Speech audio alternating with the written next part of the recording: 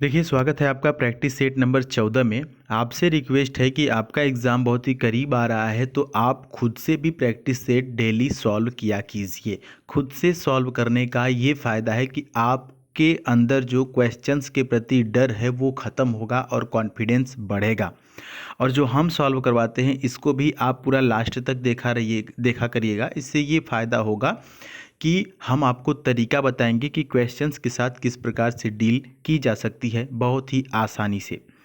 आज की इस वीडियो को शुरू करें इससे पहले एक बात और बता दें आपको कि अगर आप इंस्टाग्राम चलाते हैं तो इंस्टाग्राम पर हमसे जुड़ सकते हैं। आपको द सुधीर पांडे सर्च करना होगा या कि फिर लिंक डिस्क्रिप्शन में। इंस्टाग्राम से अगर आप हमसे जुड़ते हैं तो हम आज या कल में लाइव आने वाले हैं या लाइव आते रहते हैं, तो वहाँ पर अपने क्वेश्चन आप लाइव के दौरान हमसे पूछ सकते हैं। आइए देखते हैं आज के इस वीडियो का पहला क्वेश्चन जो कि आपके सामने है। बहुत ही खूबसूरती में लिखा हुआ है कि if I dash a doctor I would serve the poor. क्या होना चाहिए यहाँ पर? देखिए, लिखने वाले के अंदर एक भावना है कि भाई मैं देखो डॉक्टर तो नहीं हूँ, लेकिन मैं अगर डॉक्टर होता तो मैं गरीबों की मदद करता, गरीबों की सेवा करता। I would serve the poor. यहाँ पर होगा वर। जो एक्सपीरियंस्ड बच्चे होंगे जिसने प्रैक्टिस सेट पहले सॉल्व किया होगा उनको पता हो गया होगा, देखते ही कि ऑप्शन नंबर सी सही होगा। जब भी कभी हम कल्पना की बात करते हैं, भविष्य की बात करते हैं, तो आई वर होता है। इसको वेयर नहीं पढ़ते हैं, वर पढ़ते हैं, ठीक ना। I were a doctor, if I were a doctor, if I were a king, if I were a prime minister. अगर मैं प्राइम मिनिस्टर होता, अगर मैं डॉक्टर होता, ठीक है। चलिए आगे बढ़ लेते हैं। अगला भी बेहद खूबसूरत सेंटेंस में खाली जगह भरना है। He is weak dash he does a lot of work.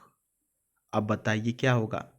यहाँ पर तो बात यह है कि वो गरीब है और वो क्या करता है, बहुत मेहनत करता है, बहुत वर्क करता है। तो यहाँ पर क्या सेंस आ रहा है?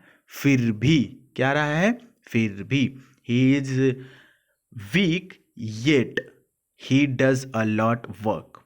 लॉट ऑफ वर्क मतलब कि वह गरीब है, ठीक, सॉरी, वह कमज़ोर है, फिर भी वह बहुत काम करता है। He is week yet he does a lot of work, ठीक ना। आगे बढ़ लेते हैं डियर स्टूडेंट। अगला जो आपके सामने वर्ड लिखा हुआ है ना, डोमेट, इसका आपको एंटोनिम बताना है। DORMANT। आर यहाँ पर साइलेंट होगा। हमने आपको बताया है कि जब भी आर के पहले कोई वॉवेल रहता है तो वो साइलेंट हो जाता है। डोरमेंट नहीं पढ़ेंगे, डोमेट पढ़ेंगे। डोमेट का मतलब होता है निष्क्रिय। निष्क्रिय, इसका उल्टा क्या होगा? इसका उल्टा होगा एक्टिव। निष्क्रिय का उल्टा क्या होगा? एक्टिव। ऑप्शन डी यहाँ पर सही है। बाकी के ऑप्शन समझा दीजिए सर जी। स्ट्रांग मतलब पता ही आपको, मजबूत, क्विक, जल्दी। और हम्बल का मतलब नम्र, विनीत, विनम्र, ठीक ना। कहते हैं ना हम्बल रिक्वेस्ट है, मतलब नम्र निवेदन है। अगला है hand writing that can not be read. मतलब क्या हुआ सर? मतलब ये है कि एक ऐसी हैंड राइटिंग जो कि समझ में न आए, that can not be read, जो पढ़ा नहीं जा सके। हैंड राइटिंग का मतलब होता है लेखावट, सुलेख, जिसको लिखावट बोलते हैं, ऐसी लिखावट जिसको पढ़ा न जा सके। ये कई बार आपके एग्जाम में आ गया है, ध्यान देंगे। तो यहाँ पर हो जाएगा इलेजिबल। क्या होगा? इलेजिबल मतलब अयोग्य, जिसको समझ में ना आए, जो पढ़ा न जा सके। बाकी के ऑप्शन देख लीजिए सर जी। इंटेलिजिबल लिखा हुआ जिसका मतलब होता है सुगम या कि फिर सुस्पष्ट, ठीक ना। बाकी अगली का मतलब होता है भद्दा या बदसूरत। क्या होता है? भद्दा या कि फिर बदसूरत। ऑप्शन नंबर बी भी देख लीजिए। डिसाइफर लिखा हुआ जिसका मतलब है पढ़ना या समझना, ठीक ना। चलिए आगे बढ़ लेते हैं। अगला जो क्वेश्चन आपके सामने है, ये यहाँ पर करेक्ट स्पेलिंग आपको बतानी है कि चारों में से सही स्पेलिंग किसकी है। ज़्यादा वक्त नहीं लेते हुए आपको बता दें कि ऑप्शन नंबर बी सही है। लिखा हुआ है अपेरेंट। अपेरेंट का मतलब होता है स्पष्ट रूप से दिखाई देना या कि फिर समझ आना। APPARENT। मैंने आपको कई बार बता दिया है कि आपके एग्ज़ाम में जो स्पेलिंग टेस्ट वाले क्वेश्चन आते हैं उसमें डबल लेटर वाले वर्ड ज़्यादातर पूछे जाते हैं। जैसे आपने देखा कि इसमें अपेरेंट में डबल पी होता है, क्योंकि डबल लेटर वाले में आप ज़्यादा कंफ्यूज करते हैं। ठीक ना, आगे बढ़ लेते हैं। अगला देखिए खूबसूरत सेंटेंस आपके सामने, फिर से एक फिल इन द ब्लैंक से। The train reached dash the station right time. फटाफट बताइए इसमें कौन सा ऑप्शन सही होगा। आज पता नहीं क्यों आपको ये समझाते समय जो टंग है वो बार बार फंस जा रहा है, कहना कुछ और चाह रहे हैं, कहा कुछ और जा रहा है। चलिए, उम्मीद है कि आपने गलत ऑप्शन पर क्लिक कर दिया होगा, क्योंकि यहाँ पर ऑप्शन डी सही होगा, यानी कि कोई भी प्रीपोजिशन नहीं लगेगा। इस बात को याद रखिएगा, या कि फिर लिख भी सकते हैं कि रीच के बाद कोई भी प्रीपोजिशन नहीं लगता है। रीच के बाद कोई भी प्रीपोजिशन नहीं लगता है, तो ना ही ऑन होगा, ना ही टू होगा, ना ही बाई होगा। यहाँ पर कुछ भी प्रीपोजिशन की ज़रूरत नहीं है। No preposition required. The train reached the station right time. ठीक ना, सिंपल सी बात है, समझ में आ गया, आपने नोट कर लिया। आगे बढ़ लेते हैं। चलिए, अगला है यहाँ पर the result of a match in which neither team wins. इसका अर्थ तो आपको पढ़ते समझ में आ गया होगा। क्या कहने की कोशिश कर रहा है, कह रहा है ना कि रिजल्ट ऑफ अ मैच, एक मैच का परिणाम, इन विच नाइदर टीम विंस, जिसमें कोई भी टीम ना जीते। मतलब कि जैसे क्रिकेट का उदाहरण ले लेते हैं। क्रिकेट में आपने बनाया 20 ओवर में 160 रन और आपकी विरोधी टीम ने भी बनाया 160 रन। ठीक है, टोटल स्कोर से मतलब है दोनों लोग 160 बनाएं, तो ये क्या हो गया, ना ही आप जीते और ना ही वो जीते। तो ये जो बोलते हैं ना कि मैच ड्रॉ हो गया, वही वाला ड्रॉ। ऑप्शन नंबर सी सही होगा। क्या होगा, ऑप्शन नंबर सी सही होगा। आपको कई बार पता रहता है, लेकिन ये पूछने के तरीके को देख करके आप डर जाते हैं और गलत ऑप्शन क्लिक कर लेते हैं। तो यहाँ पर ऑप्शन नंबर सी सही होगा। बाकी के ऑप्शन समझ लेते हैं। ऑप्शन नंबर बी में लिखा हुआ है पीटीएस, जिसका मतलब होता है चिड़चिड़ा। और ऑप्शन नंबर ए देखिए बहुत इंपॉर्टेंट है, ये वन वर्ड में कई बार आया हुआ है, लिखा हुआ है पॉलीग्लॉट। हमने वन वर्ड की सब्स्टिट्यूशन में आपको बताया था कि POLY, पॉली शब्द जहां पर आ जाए इसका मतलब होता है बहुत से, एक से अधिक। जैसे पॉलीटेक्निक, पॉलीग्लॉट, पॉलीगैमी, मैंने बताया था ना। तो पॉलीग्लॉट का मतलब होता है डियर स्टूडेंट, क्या हो सकता है बताइए। पॉली का मतलब बहुत ज़्यादा, है ना, जो कई भाषाओं को जानता हो और उसका उपयोग करता हो, उसको बोलते हैं पॉलीग्लॉट। ठीक ना। अगला देख लेते हैं ऑप्शन नंबर डी, विडो लिखा हुआ है। विडो का मतलब होता है विधवा। अब विधवा तो आप हिंदी में समझते हैं, लेकिन इंग्लिश में देखिए कैसे पूछता है, वन वर्ड में ऐसे पूछता है, a woman who has lost her spouse bye death and he and has not remarried. समझ रहे हैं, मतलब कि एक ऐसी औरत जिसके पति मर गए हों, ठीक है, और उसने दूसरी शादी अभी तक नहीं की हो, तो उसको क्या बोलेंगे, विडो बोलेंगे, यानी कि विधवा बोलेंगे। ठीक है, बात खून में उतर जानी चाहिए, इस कदर हम आपको आराम से समझा रहे हैं। अगला क्वेश्चन है, he said to me comma inverted comma who are you looking for, sorry whom are you looking for. थोड़ा सा आप भी देख लीजिए कि क्या सही हो सकता है, उसके बाद हम आपको बताएं। देखिए ऐसे ही क्वेश्चन आएंगे, आपको ये नहीं सोचना है कि बहुत कठिन क्वेश्चन आएगा, ये कोई सीजीएल का एग्जाम है, ऐसा नहीं है। एयरफोर्स में भी ये प्राथमिक लेवल का एग्ज़ाम होता है आपका, ठीक ना।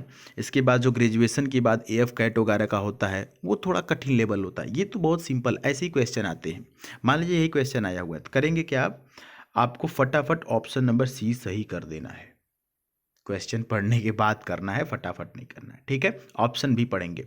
Sir he said to, sir said to को किस में चेंज करेंगे, सेड टू को आस्क्ड में चेंज करेंगे। क्यों, क्योंकि ये WH टाइप है ना।